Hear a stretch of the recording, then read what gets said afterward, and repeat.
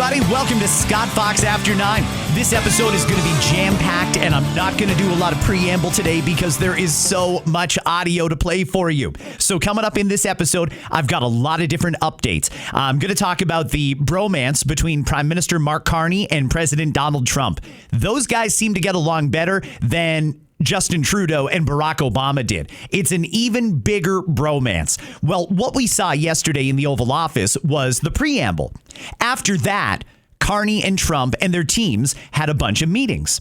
Then after that, there was another news conference. And while everybody is focusing on the chat that happened in the Oval Office yesterday, I think people should be focused on what was said at the news conference at the Canadian Embassy that was done by Dominic LeBlanc yesterday, not by Prime Minister Carney. So I'm going to play some of that audio because it says to me, a deal is about to get done. But is it the deal that Canadians elected Mark Carney to get? We'll get to that coming up. We're also going to talk about Premier Ford. Yesterday, he did a news conference at Queen's Park in Toronto where he talked about a whole wide range of things, including speed enforcement cameras. Now, that's a topic that I take up quite frequently here on After 9 because I am opposed to speed enforcement cameras. And you're welcome to go back and listen to some of the other episodes on that topic where I explained why. I also interviewed some people who disagree with me. Last week, there were episodes posted where I spoke to the mayor of Guelph, Cam Guthrie, and to Liberal member of provincial parliament, Rob Serjanik. They disagreed with me, but we had a respectful conversation about it. One of the things that we talked about was a possible compromise, and the premier shut that down yesterday, and I think he was right to do that. I'll explain why in this episode. Plus, another thing that's going to come up here is the fact that Canada is closer than in any time recently to building a new pipeline.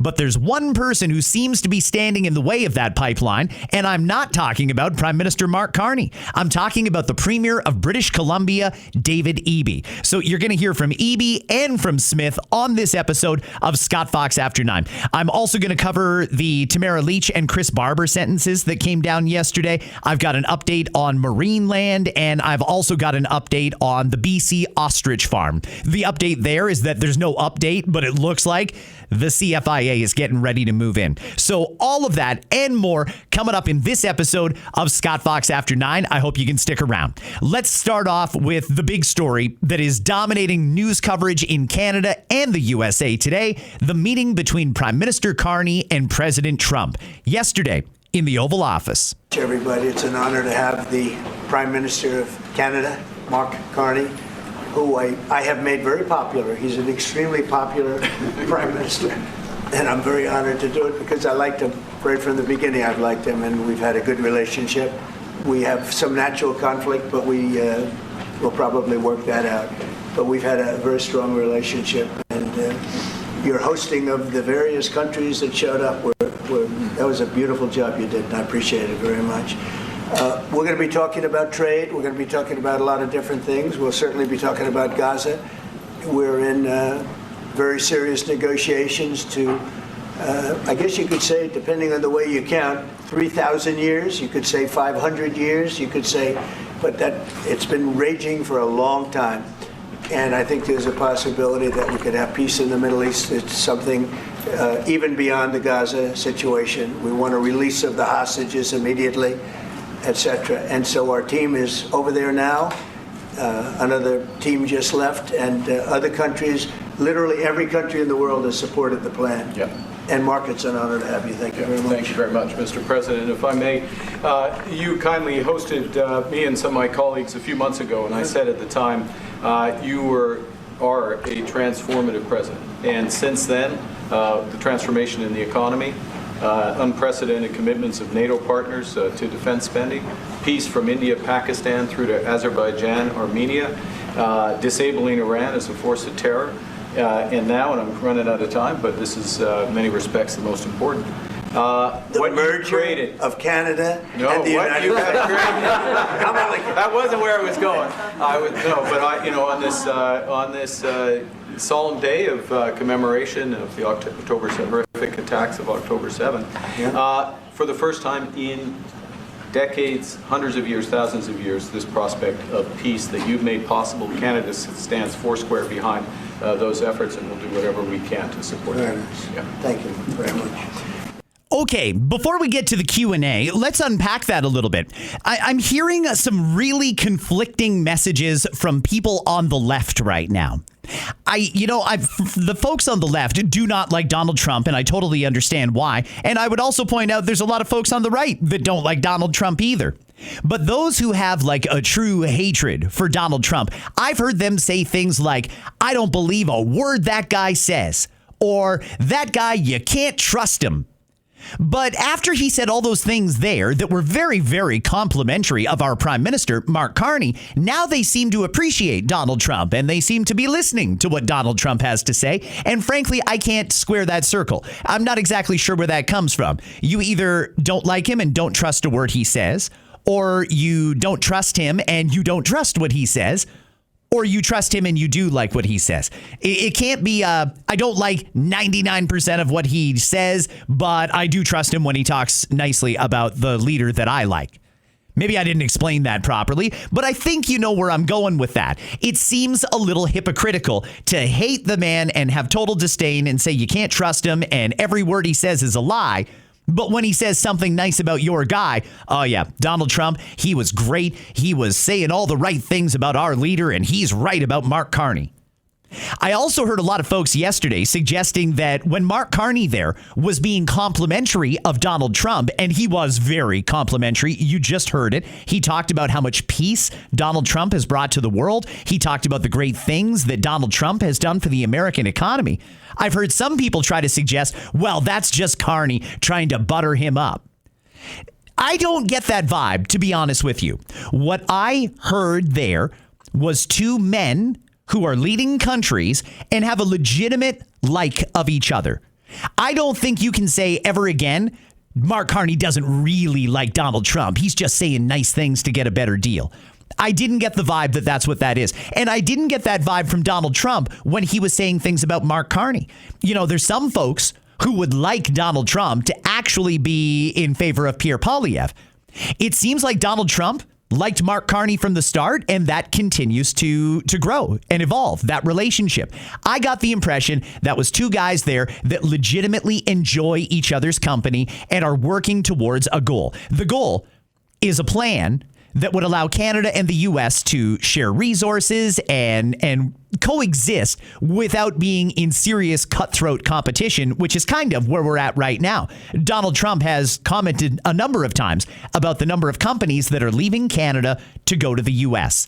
I don't have any numbers on that, but I have to assume that it's happening. And I have to assume Mark Carney doesn't like that. So what is Mark Carney going to do to create the climate for those companies to want to stay in Canada? Well, basically, he's got to get a deal done with Donald Trump, because if we're going to make companies choose Canada or the U.S., I think if for no other reason but to avoid the tariffs and the fact that the U.S. is a bigger market, they're going to pick the U.S. So we've got to find a way to get a deal done. And one of the things that they talked about a number of times yesterday was a friendly rivalry. That was sort of what they implied. You know, we're still friends. We're still neighbors. We still respect each other. We still work together on a lot of different things, but we're in competition for the same businesses. I mean, hey, if that's what this is, that's certainly not the way anybody has framed it until now, but that's an interesting perspective that that's the way they're trying to evolve this discussion between Canada and the USA. Best of friends, we're still allies, but we've got to compete. You know, we would like General Motors to be set up in Canada, in Ontario preferably. Well, Donald Trump wants General Motors to be set up in America, Detroit preferably. And we're not going to agree on that unless we come up with some sort of a comprehensive deal. I feel like we're closer than ever, and I'll get to that when I play some of Dominic LeBlanc's audio. Right now, some of the Q&A between Mark Carney, Donald Trump, and the media. Mr. President, in your opinion, why has Canada and the United States failed to reach an agreement up until now? Well, it's a complicated agreement, more complicated maybe than any other agreement we have on trade, because, you know, we have natural conflict. We also have mutual love. You know, we have great love for each other. I love this. I love Canada, the people of Canada, and Mark feels the same way about here. The problem we have is that they want a car company and I want a car company, meaning the U.S. wants a car company. And they want steel and we want steel. So in other countries, they're very far away. And there's no problem. You can compete and you can do. We don't like to compete because we sort of hurt each other when we compete. And so we have a natural conflict. It's a natural business conflict. Nothing wrong with it. And I think we've come a long way over the last few months, actually, in terms of that relationship.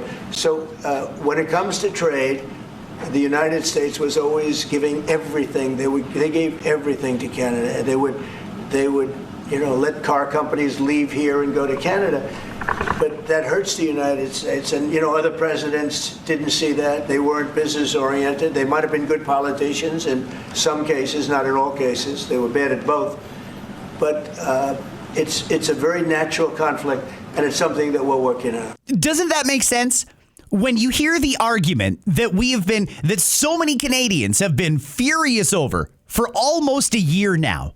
Oh my God, Donald Trump is trying to annex Canada. Oh my God, Donald Trump is trying to steal all of our businesses. Elbows up. We ran 2 different election campaigns on this, including a federal election, the one that brought Mark Carney into the prime minister's office. When you hear it explained like Donald Trump just explained it, and by the way, Mark Carney was nodding along the whole time, doesn't that make this whole thing a little more palatable? Doesn't it make things just a little easier to understand? When Donald Trump goes out of his way there to say, listen, this is probably the hardest trade deal we're going to have to do because we're so close to each other. We do have a great relationship, but we're competing for the same business. When you hear it put like that, doesn't it kind of put the whole situation a little more in context? Because it certainly does for me. This isn't an elbows up, we have to stop Trump at all costs or we're going to cease to be a country. It doesn't seem like that at all, even though that's how many on the left have been framing this since the beginning.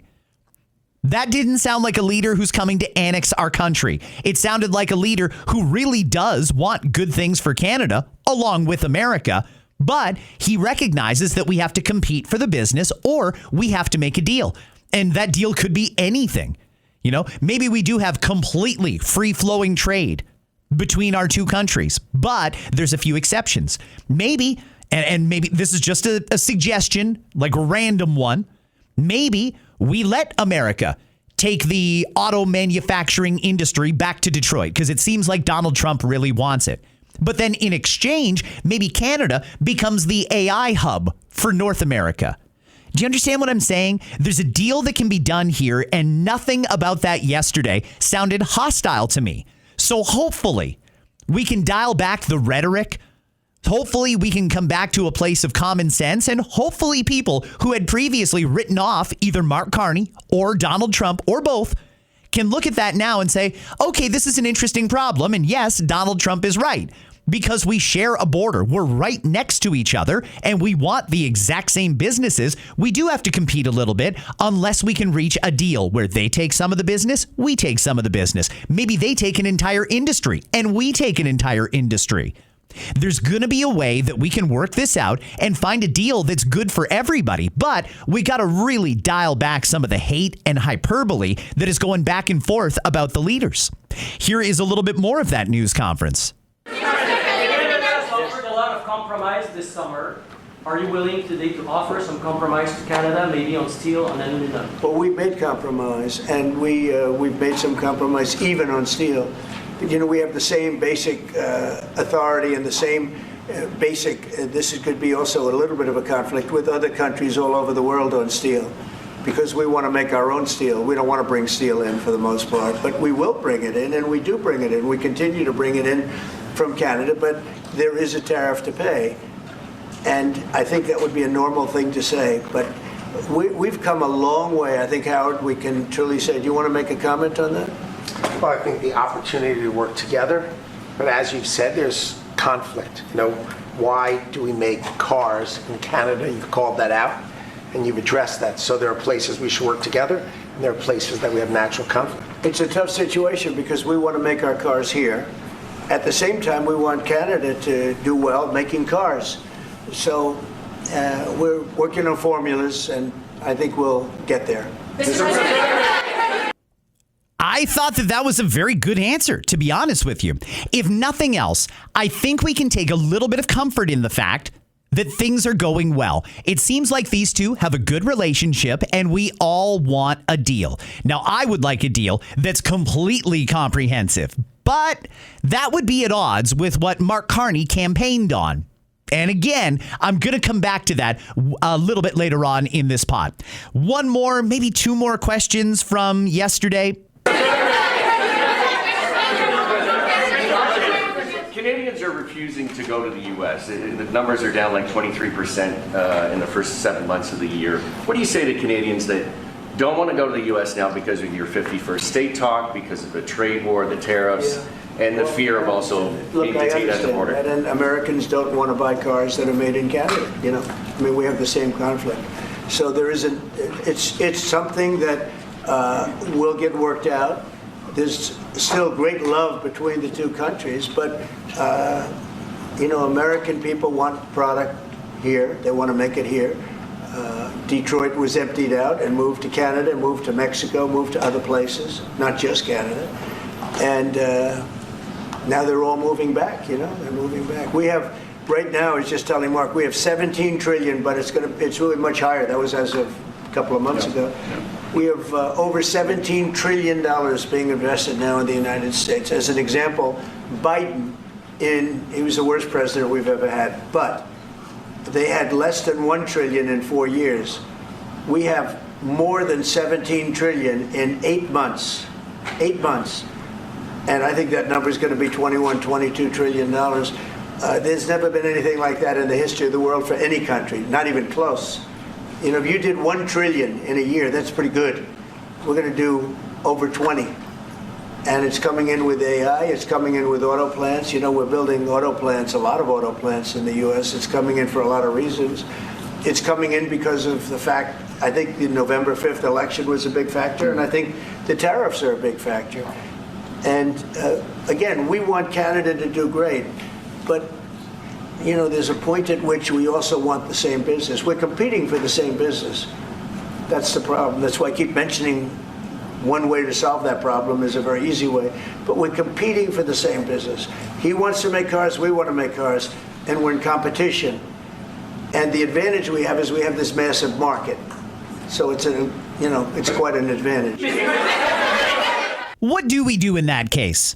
I think Donald Trump was about, again, to say there's one way to solve it, and that's for Canada to become the 51st state. And obviously, Mark Carney doesn't want to hear that. They did joke about that. I believe I played that a few minutes ago, and that's fine. It was an off-the-cuff remark, and it was meant to be a joke. In fact, even the CBC yesterday acknowledged that the 51st state stuff can be taken as a joke. He's not serious. And that, again, came from the CBC. But what do we do? If Canada's not going to become the 51st state, and no, I don't think we are, what do we do? If Canada wants GM to make some GM models in Canada, and America wants GM to make GM vehicles in America, how do we square that circle? Do we divide it up? Maybe Canada takes Honda and Toyota, and America keeps Ford and GM? Could we do that? Could we trade an entire industry? Like I said a few minutes ago, Canada does all of North America's AI processing, but America does all of the vehicle manufacturing. If we can get to that point, we could drop the tariffs because we're both going to need each other. I was happy to hear Donald Trump say we're trying to make it work. We're just looking at a few different formulas. Good. That's the place we need to be at. Some people are crapping on the fact that Mark Carney is coming back to Canada with no deal. I don't necessarily see it that way. To me, it does seem exactly like he suggested, or like Dominic LeBlanc suggested. There's reason to be optimistic. They're getting close, but no, they haven't finalized a deal yet. And obviously, it's going to be very tricky based on all of the things that the president has said so far. Mr. Prime Minister, I'd like to know how come the UK and the European Union have succeeded to sign deals and bring the tariffs down, and Canada still hasn't been able to do the same? Yeah, because they're not located right next to each other. It makes it In many cases, it's much better and easier, but Yeah, and please. if I may, let's be clear about the relationship as it stands right now. We are the second largest trading partner of the United States. We do a lot of trade going across the border where we're cooperating, first thing. Secondly, we are the largest foreign investor in the United States. $500 billion in the last 5 years alone, probably $8 trillion in the next 5 years if we get the agreement that we expect to get. Thirdly, there are areas, as the President just said, where conflict, maybe not so much conflict, we compete. There are areas where we compete, and it's in those areas where we have to come to an agreement that works. But there are more areas where we are stronger together, and that's what we're focused on. And we're going to get the right deal. Right deal for America, right deal, obviously, from my perspective, for Canada. Let's just stop right there. There's Prime Minister Carney right there saying there's no conflict with America. That's not the right word to use. He said we're in competition with America. And when he said Canada and the USA are stronger together, that's different for Mark Carney because he had the whole elbows up philosophy when the election campaign was on. Well, it's certainly not elbows up anymore. He is saying we're stronger together when we work together. And Donald Trump agreed with him. So forget the hyperbole, forget the spin that you're seeing on the news. Here's the reality. Canada and the USA are obviously close. You heard Mark Carney in that clip suggest when we get this deal done, it could be more. $1 trillion investment by Canada into America. My question is, if you bought into the elbows up stuff, if you were right there saying, screw America, they're not our friend anymore, we aren't going to go there anymore, none of it, screw America. If you were one of those people who said that, how do you feel now after our prime minister said we could possibly expand to $1 trillion investment from Canada into the American economy? The whole point of that election and the last 6+ months has been about making us less reliant on America. Moving on as if there won't be a deal with America. Well, friends, right now, you don't need to take my word for it. You just heard the prime minister say the deal. Investment into America. We're not in conflict. We're in competition. All of those things matter. Those were said for a reason. And the reason I'm flagging that today is because the rhetoric over America and over Donald Trump has just gotten way too heated, way too inflamed. And I think a lot of people have forgotten what they were mad at in the first place. There's no threat of annexation. Donald Trump is not coming to make us the 51st state. Mark Carney is not elbows up. He's trying to make a really good deal with the Americans. Now, what that deal looks like, I don't know. Are we really going to take $1 trillion Canadian and put them into the American economy? Sounds that way. And if that's true, okay, but I'd like to see what America is going to put into Canada and what we're going to get in the way of concessions. All of this, I still think, is good news. Yesterday seemed like a productive day. Even though there's nothing to announce, I feel like we're closer to hearing what the end game is. Now, after that, a couple of things happened in Washington. Prime Minister Carney and President Trump, they went and had their meetings with their staffs, and they agreed that they want to make a deal.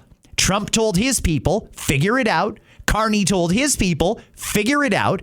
And Carney even left some of his people in Washington and said, you stay down here and talk to them and get a deal done. Great. Prime Minister Carney didn't talk to the media, though, after his meeting with Donald Trump. In fact, last night, I'm told he had a nice quiet dinner at the U.S. Naval Observatory, which is the official residence of the Vice President of the United States. Carney and J.D. Vance and their wives had dinner together last night. I like that, too. Everything is better when Canada and America get along. Things are better when our leaders get along. Now, if you like one of them but hate the other, I understand. That puts you at a bit of a conflict. But either way, if Canada is our goal, then this should be our goal. We should want to see what happened yesterday. We want the best deal for middle-class Americans and the best deal for middle-class Canadians. Let's make it work. This idea of we're going to make ourselves more of a partner of Europe. That's a pie-in-the-sky idea that's not going to go anywhere. We were meant to be partners with America, and I think even Mark Carney recognizes that. In fact, I suspect he knew that all along. And here we are. We're getting closer to a deal. So because the Prime Minister did not speak to the media after he met with President Trump yesterday, Dominic LeBlanc, the man in charge of Canada-USA relations, he went over to the Canadian Embassy, great location there on Pennsylvania Avenue, overlooking the Congress building. He spoke to the media. He made a statement first, and then he did a Q&A. I'm not going to play a ton of this, but I think it's worth hearing so that you can understand we're getting somewhere. We're getting to a place where there's going to be a deal between Canada and the USA. So we concluded what I think was a successful, positive, substantive conversation with President Trump on trade issues, on a number of other international issues. But the focus very much today, both in the Oval Office conversation and then again in the lunch in the cabinet room, was on the trading relationship. The conversation, as I said, was more detailed than previous discussions. It concluded with the President and the Prime Minister directing us, me and my colleagues, and the President, his cabinet secretaries who were there, Ambassador Greer, Secretary Lutnick, and others, to continue the conversation and to quickly land deals that will bring, we think, greater certainty in areas where the principal areas would be steel and aluminum and energy. So these sectors are amongst the ones that have faced the most significant challenges from the 232 tariffs. And in the conversation today, we talked about ways to quickly arrive at a deal that will bring, we hope, a better circumstance to both countries in these sectors of significant importance. That would be obviously the first step that we hope to conclude quickly in what would then be a conversation that would allow us to make progress on other sectors as well. Alors, en français, nous... Call me naive if you want, but I believe what my eyes saw yesterday. I saw two guys in the Oval Office who genuinely like each other. I heard language to suggest that they want to reach a deal, and I heard language that was less inflammatory than at any point in the last year. We're not in conflict, we're in competition until we reach a deal, and we want to reach a deal. It was just confirmed right there by Dominic LeBlanc. We're close, everybody. That's good news. We want to start getting Canada out of the hole we're in. Now, that does nothing to solve all of our domestic issues, and those are plentiful. We have got a ton going on here in Canada that needs to be dealt with. But either way, the meetings yesterday in Washington, I think, and I know that I'm going against the bulk of the media that I've read so far, I think they were productive. Even though there's no deal to announce, I feel like we're close. This is an interesting one, though. Again, for you folks on the left, you elbows up crowd, you voted for Mark Carney to basically, he said our relationship with America has fundamentally changed, and he meant it in a negative way. Now it kind of seems like it has fundamentally changed, but the new deal is going to mean in a positive way. How are you feeling? Knowing that, and assuming the Prime Minister comes back in the next short time with a deal with the Americans, are you ready to go back to America? Are you ready to let bygones be bygones? Because it certainly doesn't seem like Mark Carney has any ill will toward Donald Trump or toward the Americans. In fact, the only person I've heard so far that still seems pissed off at the Americans is Doug Ford. Doug Ford yesterday said, no, we've got to fight back. I'm going to play some Doug Ford coming up for you in a few minutes. Right now, let's hear a little bit of the Q&A with Dominic LeBlanc yesterday at the Canadian Embassy in Washington. Stephanie Taylor with the National Post. I guess, what do you think the president meant when Mr. Carney would be leaving Washington very happy? And specifically, how quickly can Canadians expect or anticipate these first deals which you have been instructed to put together to actually be publicized and be announced? So, two very good questions. I think you saw the president acknowledging in a very positive way the work that Canada and the United States have been doing to advance our security and economic relationship. I thought it was the first time that I'd seen the President speak publicly in detail about how difficult necessarily these conversations are, because we have probably the two most integrated economies in the world in terms of trading partners of the United States. It's a different circumstance than doing a deal with a country that's an ocean away. The President acknowledged that. That's why it's difficult work. But it's important work for workers and businesses on both sides of the border. Our job is to defend Canadian workers and Canadian businesses. The Prime Minister did that, I think, in a very significant way today. And the conversation between the two leaders left us very much with the sense that there's a desire to see how we can, starting with the steel and aluminum sectors, structure something that would be in the economic and security interests of both countries, that would put us in a better circumstance than we are standing on this terrace of the Canadian Embassy this afternoon. We're hoping, you asked the question about timing, I learned the lesson the hard way, I think it was in the spring, opining on what month or what week we may get the deal. You've known me for a while, I'm sort of an optimistic guy. I said at parliamentary committees last week that I remain optimistic, and I'm more optimistic today after those discussions at the White House than I was when we arrived in Washington yesterday, but recognize that we still have some work to do, but we have an engaged, active, respectful partner in the United States, and I'm optimistic that we can get that work done as quickly as possible, recognizing the urgency. So we don't diminish for a minute the urgency for businesses, workers to see progress, and that's the job that we're here to do. He said we're partners again. We're partners.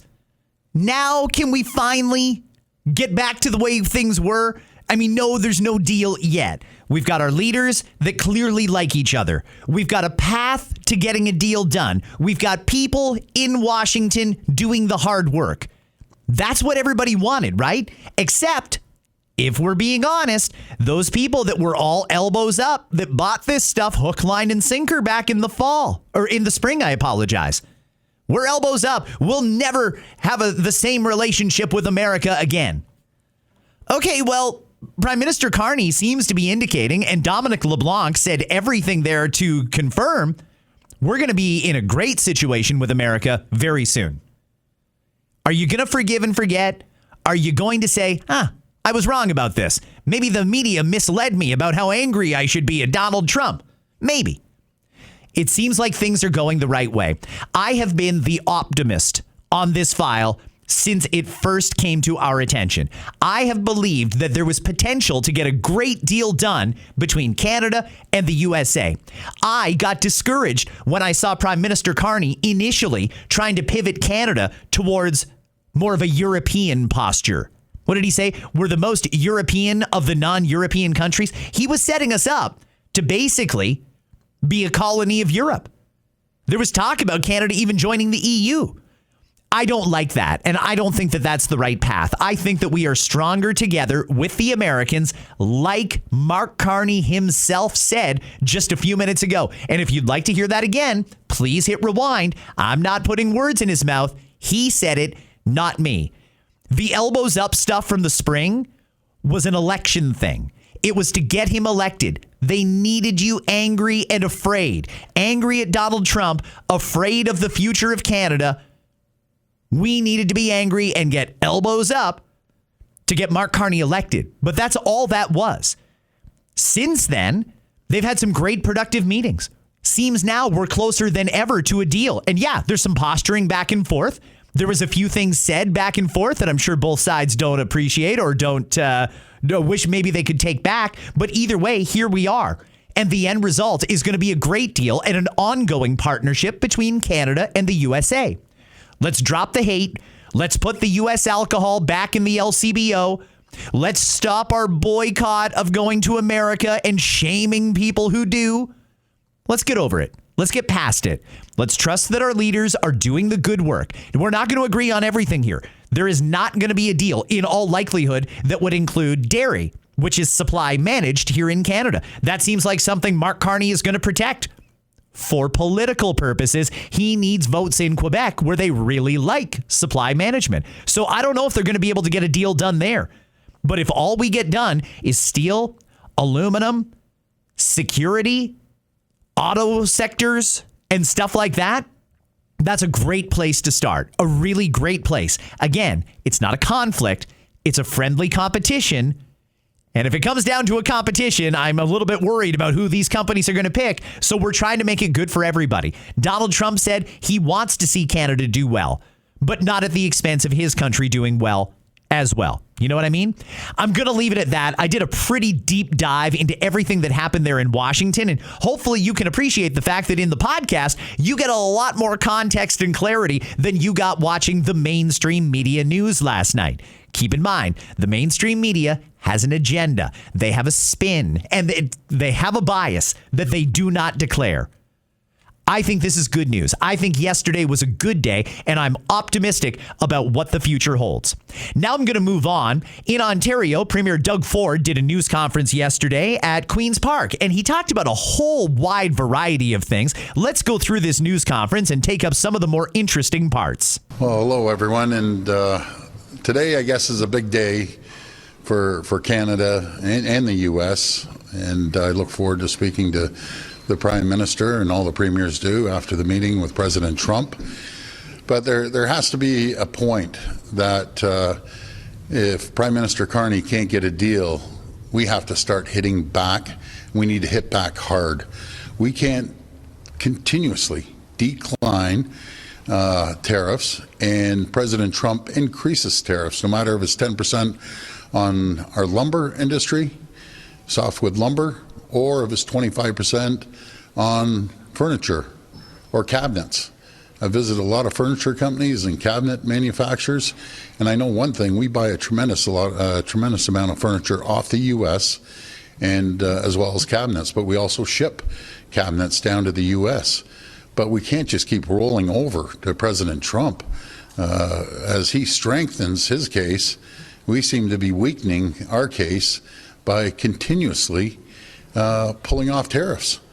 I'd take a different approach. Try to get a deal. If you can't, we got to hit him back hard, and never stop hitting him back hard, because we can never take a back seat to anyone, especially President Trump. We have a great country, resilient country, a powerful economically, we're powerful. The U.S. exports more products to Canada than anywhere in the entire world. And it sounds great with the Americans until they start seeing inflation. We've seen inflation down in the U.S. I just came back from a meeting in Quebec with two governors. They're seeing inflation. We're seeing it in sectors. The auto sector, they're going to see an increase of over $107 billion. Other companies are seeing it. John Deere, they're laying over 280 people off because of tariffs. We're seeing it across every single sector. So it's time to sit down, let's get a deal, or let's start hitting back. Okay, that's Premier Ford with, I think, a perfectly reasonable position. Even Premier Ford is saying, give the Prime Minister time here to get a deal done, or if the Prime Minister can't get a deal done, then it's time to hit back. I don't know if that's the right strategy or not. Everything I've seen about the way the Americans are handling this situation is they're much more receptive to a deal when it seems like we want to make a deal and we don't want to fight. Keep in mind, there's two countries that fought back, China and Canada, with retaliatory tariffs. And we're amongst the last two to have a deal. So I don't know that Doug is necessarily on the right path there. But again, I think we are going to get a deal done. I think all of the indicators were there yesterday that we're going to get a deal done. It does nothing to solve our domestic issues, but that's at least one problem solved. Here's a little bit more of Premier Ford speaking yesterday. Premier, are you advocating the approach that Prime Minister Trudeau had more than the approach that Prime Minister Carney had? Trudeau, of course, imposed counter tariffs, and it didn't work. But you think we should go back to the Trudeau approach? Well, I think we take an approach that let's get a deal. If the Americans want to see inflation stop, you make a deal with Canada. You want to see the economy grow? Make a deal with Canada. That's what we need to do, because it will hurt both countries if we don't. But you sure don't sit back and get beat up by a bully every single day. It's like a kid going to the schoolyard and getting punched in the face every day. It's time to hit back if he can't get a deal. Maybe Prime Minister Carney knows something I don't know. And if that's the case, he should sit down with the premiers and explain that. That's what he needs to do. Cut off the power back on the table. Hydro surcharges, and then you pulled those off the table. That's right. Are you willing to do that? Is Ontario going to hit back? Well, what we need to do is use that energy to be more competitive. If he wants to shut down every single industry, President Trump, we're going to need the energy. We're giving the U.S. energy at an extremely low cost. We're keeping 1.5 million lights on and businesses open in New York and Michigan and Minnesota, and I know other provinces are doing the same thing. Let's start giving it to our manufacturers. They work a night shift, off hours, off-peak hours. Maybe they want to shift some manufacturing and get their electricity at a much lower cost. I'd rather support our Ontario manufacturers and support our neighbors south of the border that are competing against us, and President Trump constantly attacking our economy, attacking our people. Okay, I'm going to leave Premier Ford there talking about the tariffs and such, but he did talk about a number of other issues, including speed enforcement cameras. Again, this is a topic that I'm very passionate about. I feel these speed enforcement cameras are a cash grab. I agree with Premier Doug Ford on that. And in case you didn't hear, even though Premier Ford said he's getting rid of the cameras, a number of mayors, a much smaller group, there was only 21 this time, got together and tried to throw a Hail Mary to save the golden goose and keep that money rolling in. Amongst the two of the mayors, amongst the 21, are the mayor of Brampton, Patrick Brown, and the mayor of Burlington, Marianne Mead Ward, begging the premier, please reach a compromise. We'll only give out tickets during school hours, and we'll make sure that they're in school zones, and we'll set the threshold so that nobody's getting tickets for ridiculous amounts. That was a compromise that I talked about last week when I spoke to the member of provincial parliament for Ajax, Rob Serjanik. We talked about a possible compromise. Here's the thing. Those mayors could have done that compromise at any point. They don't need Doug Ford to get involved. If they really wanted these cameras to work, they could have listened to their citizens. They could have phoned each other and said, getting a lot of complaints about these cameras. What do you say we compromise with our own people here and we tell them we're only going to put them in school zones. They're only going to be active during school hours, and they're not going to ticket anybody who's doing less than 10 kilometers an hour over the limit. That would have been a compromise. The mayors could have done that at any time. They chose not to. All they wanted was a fight with Doug Ford. And they're fighting because they want the revenue, not because they're that interested in public safety. We've talked about it many, many times on this pod. If you want to slow down traffic now, you need something that'll slow down traffic now. You know, the photo radar, okay, you're going to get a ticket in the mail 7 to 10 days later. That's your punishment. But it doesn't actually slow you down in the moment when there may be a kid or a senior crossing the road. You know, those mayors that are calling for compromise are still gaslighting people, making it seem like seniors and kids are getting run over by cars left, right, and center. In reality, that's not happening. And in places where it is happening, in some cases, there's speed cameras there, and they didn't protect anybody. Roundabouts protect people. Speed bumps protect people. Raised crosswalks protect people. There's a lot of different things that can be done to slow a car down right now. But photo radar ain't it. Here is Premier Ford yesterday. On your letter to mayors today on speed cameras, yes, they were calling for the cameras to be tweaked so they only ticket those egregiously speeding and for the cameras to only operate during school hours. What's so unreasonable about that? What's unreasonable is a total cash grab. And we know speed cameras do not work. Simple as that. I have an idea that we're putting forward that we're going to put traffic calming infrastructure, and that will bring it down to zero. Folks, Toronto has one speed camera that produced over 70,000 tickets and millions of dollars of income.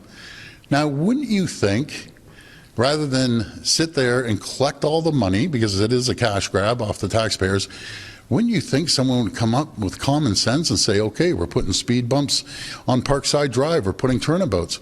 You just take a drive through Forest Hill, there's no speed cameras. I'll tell you a reason why.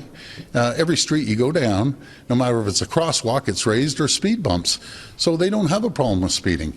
If you want to continue making it a cash grab and not looking at alternatives, we have an alternative to put infrastructure in. But folks, they don't want to do that. They want to continue to collect hundreds of millions of dollars and continue speeding. Let speeding happen. They aren't worried about the safety of people. If they were, they'd start installing infrastructure, traffic calming infrastructure. Cash grab to tweak the camera so they're catching someone going 20 or 30. Richard, it's still a cash grab.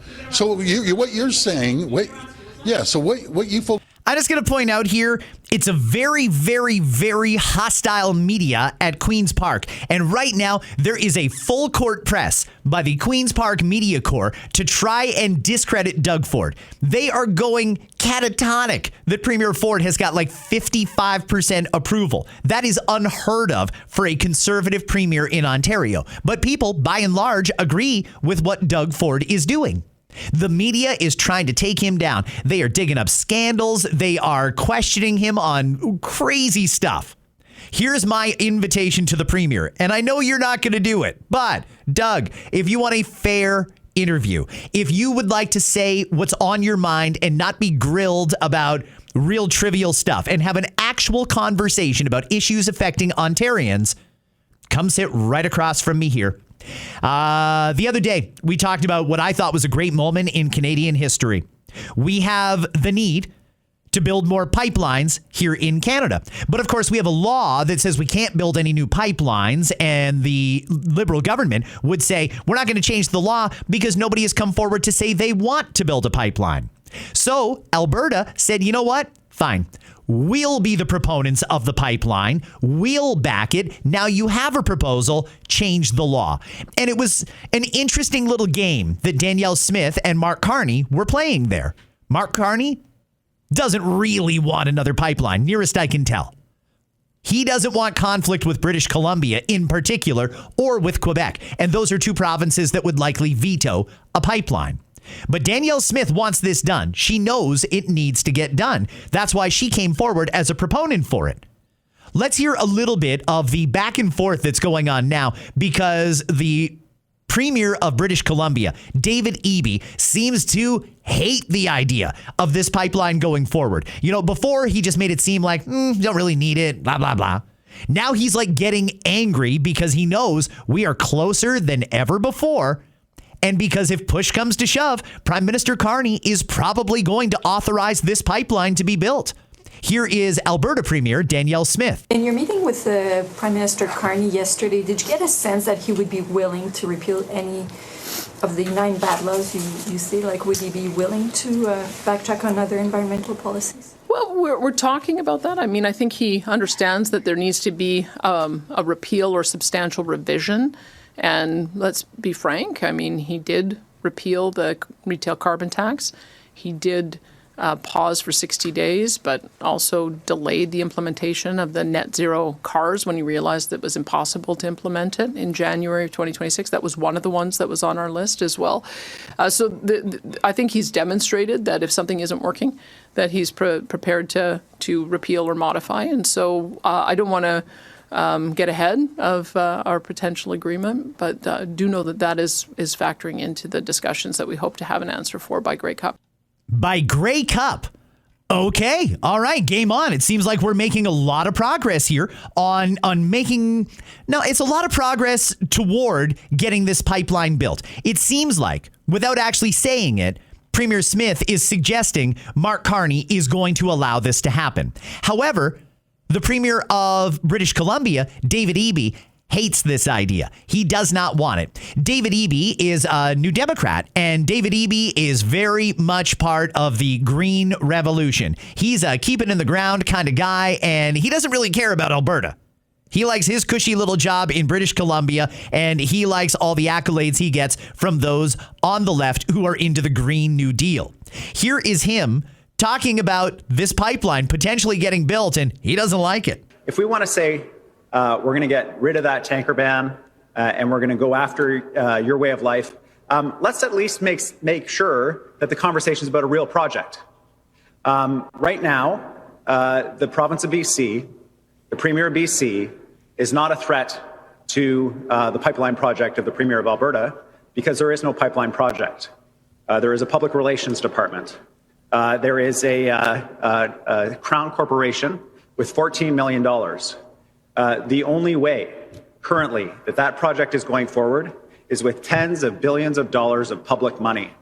And if this is in fact another multi-billion dollar federally funded Alberta project, then where is the multi-billion dollar federally funded project in British Columbia? That is the question that I'm asking. And what is the opportunity cost of a multi-billion dollar taxpayer funded Alberta project compared to what we can deliver here in BC, what we can deliver in Manitoba, Saskatchewan, Ontario, Quebec, the Maritimes, Newfoundland, the Territories? You show those premiers the opportunity to spend tens of billions of federal tax dollars, and what can they deliver? Give everybody a fair shot. It's not the Danielle Smith show, it's the Canadian team. And we all deserve the same opportunity for the same federal funding for our projects as she does for hers. That's not un-Canadian, that is fair, and there's nothing more Canadian than fairness. That is a core national. He's coming a little unhinged because I think he feels like he's losing control. He's also trying to get everybody riled up. Like, how dare the federal government back an Alberta project with tens of billions of dollars if they're not going to give the same treatment to all of the provinces? Well, a couple of things on that. Number one, all of the provinces don't have the vast majority of the country's oil. That all happens to be in Alberta. Another issue here is when it comes to building this pipeline, it benefits the entire country because it generates revenue. Once we start getting our oil out to market, that is good for all Canadian taxpayers. You know, he can try and cloud the issue and say, oh, the government's going to spend your money to build pipelines and it's a ripoff to the rest of the provinces. Unless you live in Alberta, this is a scam. No, what it's doing is allowing Canada to do exactly what we said we need to do. We need to get our oil and our liquid natural gas and all of those other products out to market. We need to get it out to market. We need to start selling, and we need to become self-reliant. That's a great strategy. That's something that I thought we all agreed we needed to do. Well, David Eby doesn't want to do it, and right now he's being very misleading. Premier Smith did respond, though, after David Eby made those comments. Premier Eby obviously is really ramping up his criticism of your pipeline proposal, calling it a fantasy. So how are you going to deal with the politics of that, given that you feel so strongly against this idea? Well, I think Premier Eby's comments are un-Canadian and they're unconstitutional. I think that the Supreme Court has determined that the reason we have a country and have given trade and commerce power and control over ports and interprovincial infrastructure to the federal government is for exactly this reason, so that a parochial premier isn't able to block nation-building projects. So I think that the courts have been pretty clear on that. And I would hope that Prime Minister Mark Carney would realize it's his obligation to make sure that these kinds of projects get built. When you look at the value of bitumen, we believe that this project, if we could build it at 1 million barrels a day, even at today's prices, that would generate $20 billion a year for the Canadian economy, of which the governments take about 40%, and it's about half that goes to the federal government and half that goes to the provincial government. So that is a very high value, long-term return that all it takes is the Prime Minister to say yes. And so I'm hopeful that we'll be able to get to that by mid-November. And mic drop, right?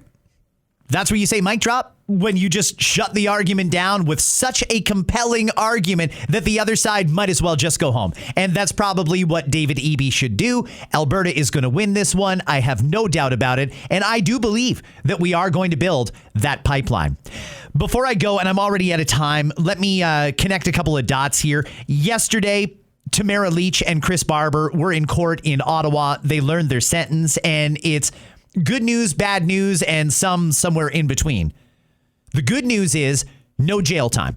The jail time they've already served is good enough. They don't have to be incarcerated behind bars in a federal penitentiary or provincial penitentiary. They don't need to. But the bad news is they're still being punished pretty heavily.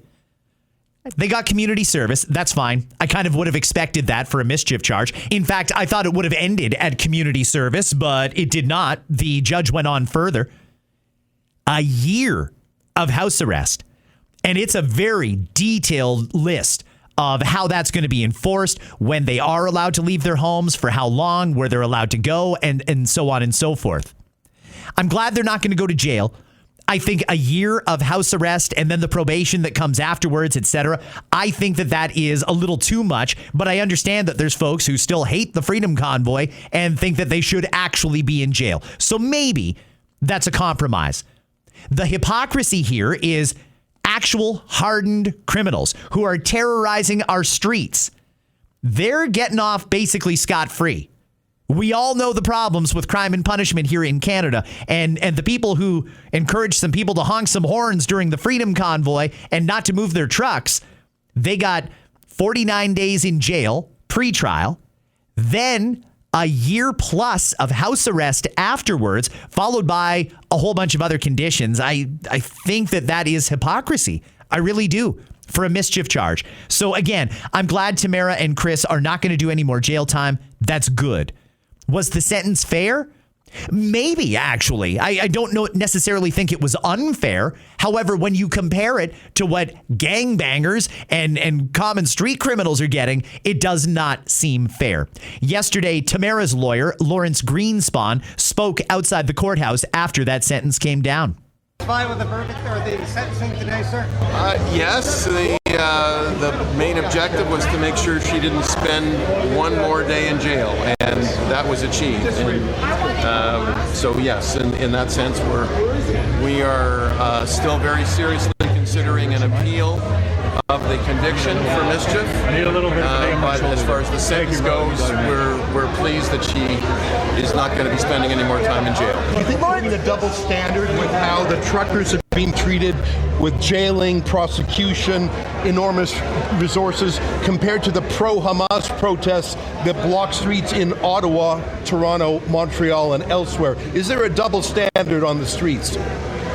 I think that this case on its own demonstrates the conflict between freedom of expression and peaceful assembly, and as contrasted with some of the other protests that you're referring to, the pro-Palestinian protests.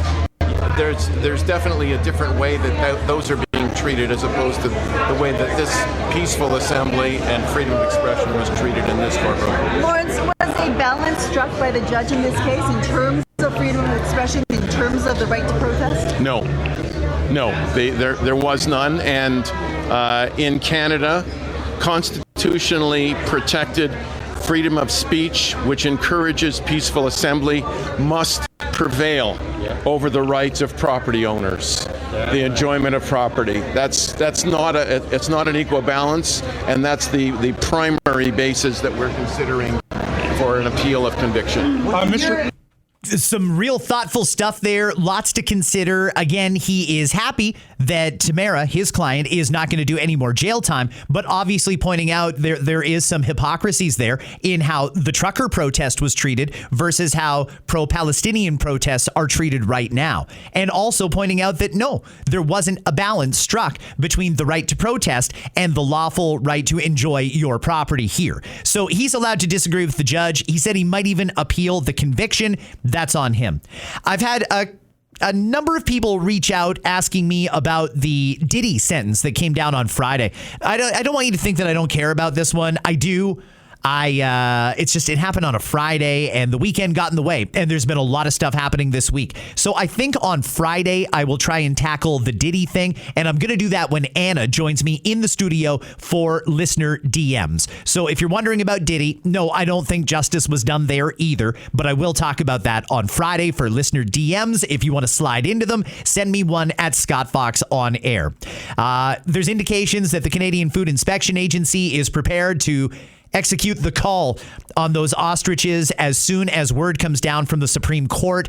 I'm now hearing that might come down by the end of this week, that they may either reinforce the stay or they may lift the stay, which would allow the CFIA to kill those ostriches. So I'm really hoping that something happens between now and when that decision comes down, because I'd like to see those birds saved. And when it comes to Marineland, yesterday, the federal government denied Marineland's request for emergency funding so that they can keep the belugas alive. And Marineland had said that if they don't get some emergency influx of cash from one of the governments, they're going to have to euthanize those whales. I do not want to see those whales euthanized. I don't think we can accept that happening. Somebody has to come up with a solution, and I hope that they do. I do not want to have to come in here tomorrow and say that what they threatened to do, they actually did. In fact, if they do that, it's going to be ugly. I really think that people will not accept that. The Jays lost last night. I kind of expected they would. I was not that optimistic going into last night. I figured the Yankees were not going to completely roll over, and I said Jays in 4 from the start, so I am optimistic about tonight. Go Jays, go. And it's also the Leaf season opener, which is a little conflicting for me. After last year, I said, that's it. I'm done. No more Toronto Maple Leafs. I've had it with them letting me down. But here we are. It's the new season, and they did get rid of Marner, and they say it's a different team, and I'm going right down the rabbit hole again. I'm falling into the trap again. I'm going to be watching the Jays tonight, not the Leafs, but I'm leaving the door open to potentially getting back on the bandwagon. Friends, this was a long one. Tomorrow, I'll try and keep it a little more concise, and whatever comes down today, I will be talking about right here tomorrow on another brand new episode of Scott Fox After 9. Hit that subscribe button if you haven't already. Tell a friend who might enjoy this content. This is a daily look, in depth, at the big stories that everybody's talking about from the lens of a conservative who is trying to be fair and down the middle. There's my bias. That's what you get, and I will catch you right back here in less than 24 hours. As always, I leave you with Pat James and the whole truth. Hey now, have a great day.